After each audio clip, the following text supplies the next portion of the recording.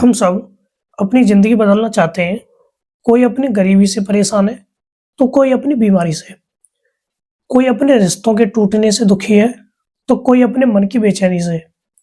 हम मोटिवेशनल किताबें पढ़ते हैं, सेमिनार में जाते हैं, थेरेपी लेते हैं, लेकिन कुछ दिन बाद हम फिर उसी पुराने डर्रे पर लौट आते हैं। वही डर, वही गुस्सा, वही चिंता। क्यों? क्योंकि हम बाहर की चीजों को बदलकर अंदर की शांति ढूंढ रहे हैं, और यह गणित कभी सही नहीं हो सकता। लेकिन भारतीय आध्यात्म में एक ऐसा मार्ग है जो बाहर की लीपापोती नहीं करता। वह सीधे आपकी आत्मा के डीएनए को बदल देता है। वह मार्ग है शिव भक्ति। शिव की भक्ति कोई रस्म नहीं है। यह अगरबत्ती जलाना या घंटी बजाना नहीं है। शिव भक्ति एक आग है। जब यह आग किसी इंसान के अंदर लग जाती है, तो उसका पुराना व्यक्तित्व जलकर खाक हो जाता है और राख से एक नया इंसान पैदा होता है। एक ऐसा इंसान जिसे डर नहीं लगता, जिसे कोई तोड़ नहीं सकता। आज के इस वीडियो में हम उस ट्रांसफॉर्मेशन की बात करेंगे।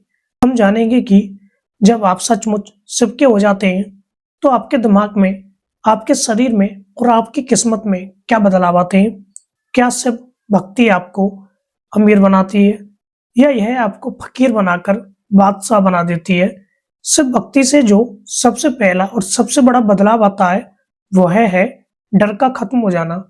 इंसान की जिंदगी का 90% हिस्सा डर में बीतता है।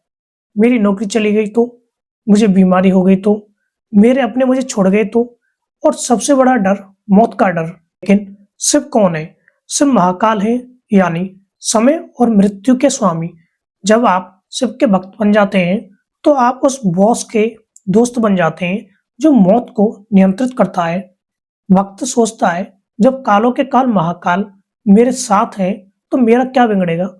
जो होगा उनकी मर्जी से होगा, और उनकी मर्जी कभी गलत नहीं हो सकती। यह सोच आपको निर्भय बना देती है। एक शिव भक्त भविष्य की चिंता नहीं करता। वह वर्तमान में शेर की तरह जीता है। उसका आत्मविश्वास किसी अहंकार से नहीं, बल्कि उस विश्वास से आता है कि मैं अकेला नहीं हूं। दूसरा बदलाव आपके दिमाग में आता है। हमारा मन एक बंदर की तरह है, जो कभी अतीत में कूदता है, तो कभी भविष्य में। इसे शांति नहीं मिलती। शिव का एक नाम है स्थाणु। इसका अर्थ है वह जो अचल और स्थिर है। शिव के मस्तक पर चंद्रमा है। चंद्रमा मन का प्रतीक है।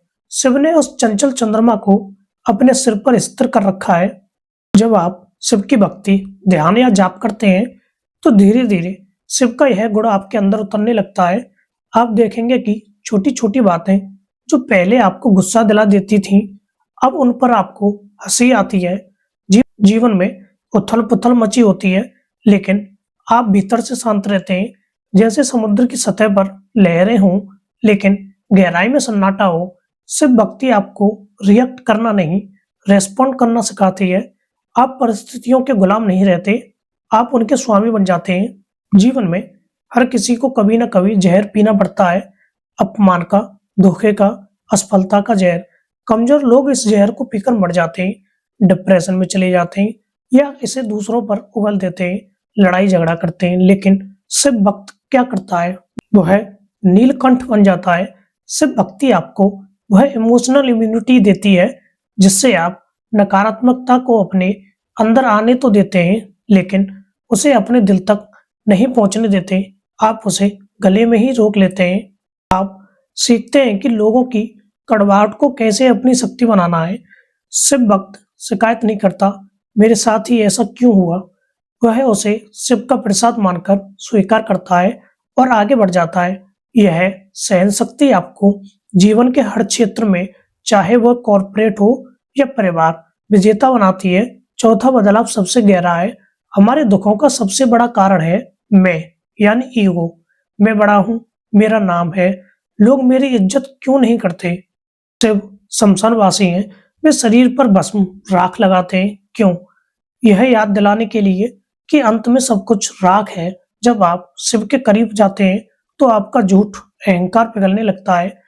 आपको समझ आ जाता है कि आप इस विशाल ब्रह्मांड में धूल के कण के बराबर भी नहीं है।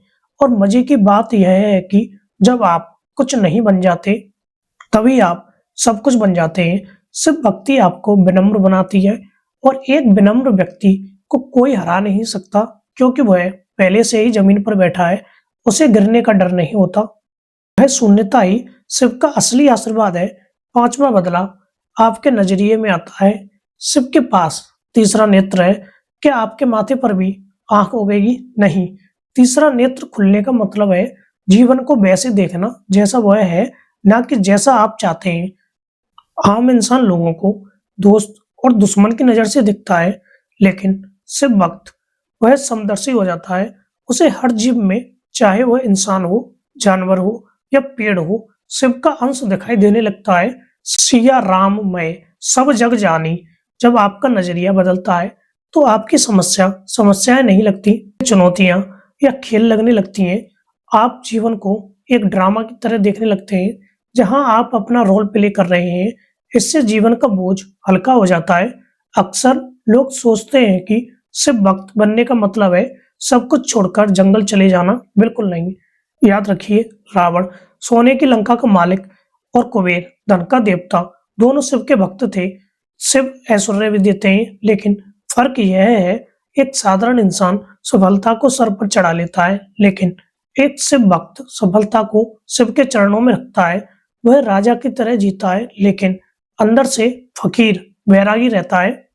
अगर कल उसका सब कुछ लुट भी जाए तो वह मुस्कुराकर कहेगा, शिव की इच्छा। यह स्थिति आपको जीवन में और ज्यादा सफल बनाती है, क्योंकि आपके पास खोने का डर नहीं होता।